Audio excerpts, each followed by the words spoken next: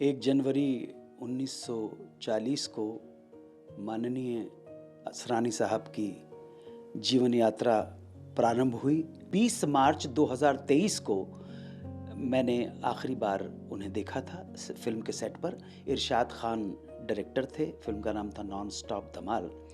लेकिन मुझे मालूम नहीं था कि ये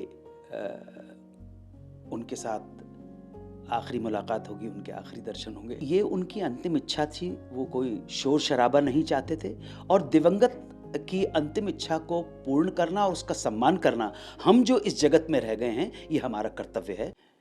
1 जनवरी 1940 को माननीय असरानी साहब की जीवन यात्रा प्रारंभ हुई और इसका समागम 20 अक्टूबर 2025 को दीपावली के शुभ अवसर पर हुआ।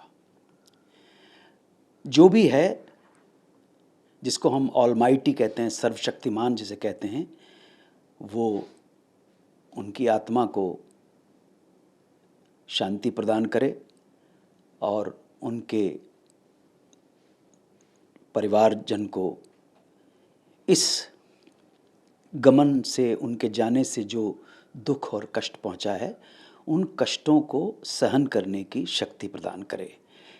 ये प्रार्थना हर उस व्यक्ति के लिए है जो इस संसार से, जिसे हम कहते हैं ये नश्वर शरीर है, संसार है, एक तरह की सराय है, एक तरह का एक पड़ाव है, जो भी इस पड़ाव से गुज़र कर अनंत में विलीन हो जाता है, उन सब के लिए, उन दिवंगत आत्माओं के लिए प्रार्थना ऐसे ही होती है। मेरी भावभीनी श्रद्धांजलि श्री असरानी साहब को। वो बहुत कमाल के अभिनेता थे, इसमें तो कोई शक ही नहीं है। पूरा मैं देख रहा हूँ, कल जब से मुझे ये समाचार मिला है तो मन तो व्यथित हुआ और मैंने यहाँ आकर अपने ऑफिस में जब डायरी के पन्नों को तलाश की, अभी डायरी में लिखूँगा, शायद 20 मार्च 2023 को मैंने आखिरी बार उन्हें देखा था फिल्म के सेट पर। इरशाद खान डायरेक्टर थे, फिल्म का नाम था नॉन स्टॉप धमाल। लेकिन मुझे मालूम नहीं था कि ये उनके साथ आखिरी मुलाकात होगी, उनके आखिरी दर्शन होंगे। अब डायरी में लिखना पड़ेगा। ये भैया, कौन किस वक्त बिछड़ जाए, इसलिए अभी ही मिल लो और बड़े प्रेम के साथ मिलो, बड़े आत्मीयता के साथ मिलो। ये जीवन जो है ना, ये संसार एक सराय है, एक होटल है, एक अतिथि निवास है। यहाँ पे चेक इन किया है आपने तो चेकआउट करना है। ये चेकआउट किस वक्त, किसका किस अवसर पर हो जाए, इसलिए आज ही मिल लो। इससे पहले कि तुम बाद में मुझे याद करो, आज ही गले लग लो। तो अभी 20 मार्च 2023 का जो ये डायरी मेरे सामने भी रखी हुई है, 20 मार्च को जो मैं अभी लिखूँगा, वहाँ पर लिखना ज़रूरी हो जाएगा क्योंकि उनका मेरी जीवन में ये 20 मार्च को, ये देखिए NSD वहाँ पे लिखा नॉन स्टॉप धमाल। अभी लिखना ज़रूरी होगा कि मुझे मालूम नहीं था कि ये मुझे इस शाम को उनके अंतिम दर्शन हो रहे होंगे। अनुज जी, आज आपने पोस्ट भी किया, आपने शायद 1 जनवरी को आर्टिकल भी लिखा था उनके लिए कुछ। जी, आपने बहुत बातें उसमें लिखी है, मैं उसको पूरा पढ़ रहा था। किस तरह से अनुज जी आप याद करते हैं ऐसे कलाकार को? देखिए, मैंने जहाँ तक मेरा उनके साथ डायरेक्ट कोई एसोसिएशन है तो वो बहुत कम था, बहुत कम था। एक फ़िल्म उन्होंने डायरेक्ट की थी जिसमें मैंने छोटा सा एक रोल किया था। लेकिन उस फ़िल्म के निर्माण के दौरान एक ऐसी घटना हो गई, 6 अगस्त 1993 को, 6 अगस्त 1993 को, 5 अगस्त को मुझे उनके साथ शूटिंग करनी थी। तो उन्होंने कहा कि बस अब एक ही शॉट बचा है तो आप कल का छुट्टी कर लीजिए। और उसके बाद 6 अगस्त आ गई और 6 अगस्त को फिर एक फ़ोन कॉल ने जीवन की दिशा बदल दी, क्योंकि उस फ़ोन कॉल के बाद मैं एक शूटिंग पे, अचानक मेरे सामने वो शूटिंग आ गई और वो एक सीरियल की थी शूटिंग, अंताक्षरी जिसको कहते हैं।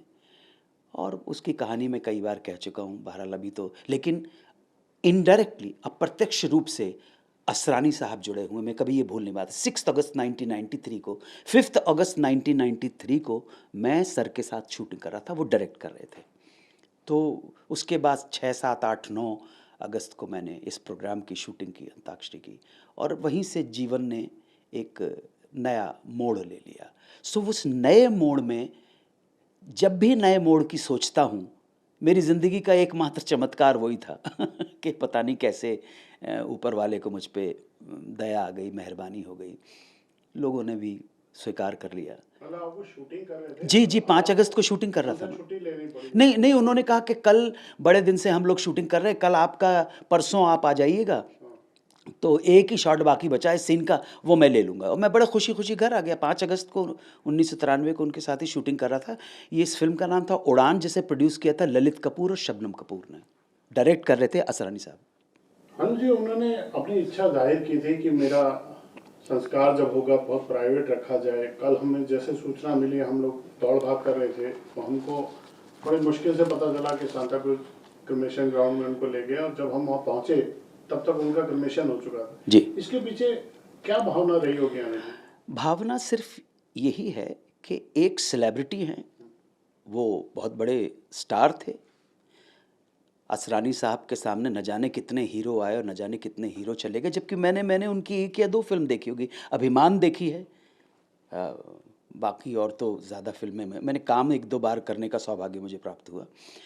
तो ये उनकी अंतिम इच्छा थी, वो कोई शोर शराबा नहीं चाहते थे, और दिवंगत की अंतिम इच्छा को पूर्ण करना और उसका सम्मान करना, हम जो इस जगत में रह गए हैं, ये हमारा कर्तव्य है।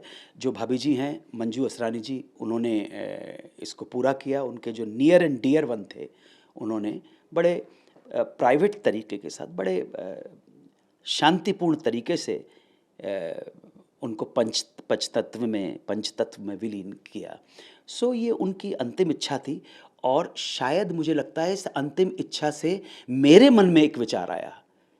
इस अंतिम इच्छा ने मुझे एक बात के लिए प्रोत्साहित किया, मुझे एक बात के लिए मोटिवेट किया, इंस्पायर्ड किया, प्रेरित किया कि भैया, जब मेरा इस दुनिया नामक होटल से चेकआउट करने का समय आए, और वो तिथि और वो समय अगर किसी राष्ट्रीय पर्व से जुड़ा हो, 15 अगस्त, 26 जनवरी से जुड़ा हो, या किसी त्यौहार से जुड़ा हो, दिवाली से जुड़ा हो, होली से जुड़ा हो, ईद से जुड़ा हो, मकर संक्रांति से जुड़ा हो, 12 वफ़ात से जुड़ा हो, क्रिसमस से जुड़ा हो, बुद्ध पूर्णिमा से जुड़ा हो, गुरु पूर्णिमा, नानक जयंती से जुड़ा हो, तो मेरा भी ये जो संस्कार है वो गुप्त रूप से किया जाए। मैं किसी को परेशान नहीं करना चाहता हूँ, किसी को बॉदर नहीं करना चाहता हूँ, और मैं इस दुनिया पे बोझ बन के नहीं जीना चाहता हूँ। ना वो बोझ मैं अपने लिए चाहता हूँ, ना मेरे लोगों के लिए चाहता हूँ, ना समाज के लिए चाहता हूँ, ना देश के लिए चाहता हूँ। बोझ बन के नहीं जीना। सो लाई हयात आए क़ज़ा ले चली चले, लाई हयात आए क़ज़ा ले चली चले, अपनी खुशी न आए न अपनी खुशी चले। खुशी से तो कोई जाता नहीं है, लेकिन फिर भी जाना ज़रूरी है।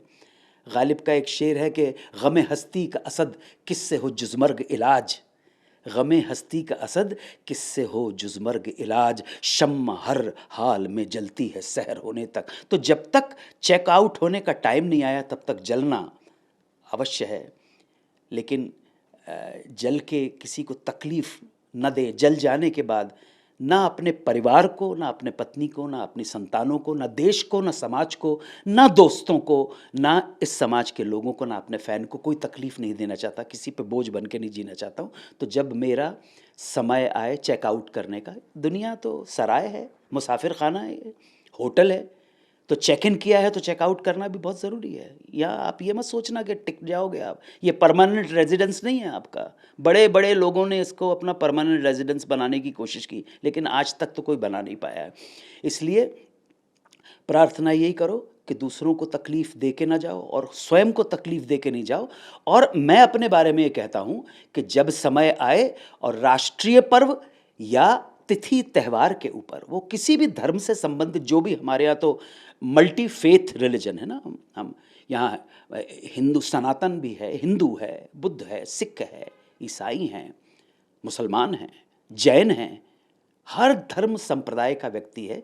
यही हमारे देश की जो है बहु आयामी व्यक्तित्व है हमारे देश का। तो अगर मेरी मृत्यु जब हो, जाने का समय है और वो तिथि इन त्योहारों पर पड़े, तो मुझे भी बहुत गुप्त रूप से जिसे कहते हैं सुपुर्द आतिश, या जिस मेरे घर वालों को जो भी कुछ मेरे इस नश्वर शरीर का करना है वो कर दिया जाए, किसी को बताया नहीं जाए। अनुज जी, आपने बहुत भावनात्मक बातें बोल दी। मैंने तो उनकी भावना जानने की कोशिश की थी। बिल्कुल मेरा उद्देश्य नहीं था कि मैं आपके संबंध में, मुझे एक बात पूछनी है अनुज जी, करोड़ों लोग जो आपके एक सेकंड फैमिली हो जाते हैं, एक्सटेंडेड फैमिली होते हैं, परिवार हो जाते हैं, जो आपके फैंस होते हैं, वो तो चाहते हैं ना आपकी हर सूचना उनको मिले। आपने क्या खाया, आप कहाँ जा रहे हो, आपको घूमने में क्या पसंद है, इसका सम्मान कैसे होगा कि। हाँ, मैं समझ रहा हूँ। एक सेलिब्रिटी होने के बाद, मैं असरानी साहब के संदर्भ में बात कर रहा हूँ या दूसरे सेलिब्रिटीज़ हैं उनके संदर्भ में बात कर रहा हूँ, कुछ बेसिक जानकारियाँ अगर हो जाए तो बहुत अच्छी बात होती है। सेलिब्रिटी होने का मतलब है कि असरानी साहब के जितने भी प्रेमी लोग हैं, जितने चाहने वाले लोग हैं, उनको कुछ जानकारियाँ चाहिए थी, भाभी जी के सिलसिले में चाहिए थी, बच्चे कितने हैं, कहाँ हैं, ये अगर हो जाता तो ठीक था। लेकिन मैं उनकी इच्छा का बहुत सम्मान करता हूँ, आदर करता हूँ। अगर कोई नहीं बताना चाहता तो हमें स्वीकार कर लेना चाहिए, हम जो प्रेमी हैं, उनके प्रशंसक हैं। अनुज जी, आपका देश प्रेम, आपका देश के प्रति प्यार, आपका तिरंगे के प्रति सम्मान, मैं तो आपके फार्म हाउस पे भी गया हूँ, वहाँ पे कुछ लाइनें लिखी हैं आपने, मैं चाहूँगा आप बताएं क्या लिखा है उस पत्थर पे। आपने बहुत प्यारी लाइनें लिखी हैं। वो मेरे हृदय की भावनाएं हैं, और वो ऐसा नहीं है कि सिर्फ उसमें मैंने मराठी में लिख रहा है, मराठी में है और फिर हिंदी में उसका अनुवाद है। मनुष्य असणं हे आपले भाग्य, परंतु देशभक्त होणे हे आपला सौभाग्य। मतलब मनुष्य होना भाग्य की बात है, परंतु देशभक्त होना सौभाग्य की बात है। बट ये सिर्फ जो मराठी, हिंदी, संस्कृत जो समझते हैं वो ही समझ पाएंगे ये भाग्य और सौभाग्य में अंतर। हर एक व्यक्ति, मैं अंग्रेज़ी में ट्रांसलेट करने की कोशिश भी करूं तो कहीं ना कहीं उन भावों से वंचित रह जाऊंगा, जो भाव जो हिंदी भाषी और मराठी भाषी और संस्कृत में जो लोग भाग्य और सौभाग्य का जो अंतर समझ सकते हैं।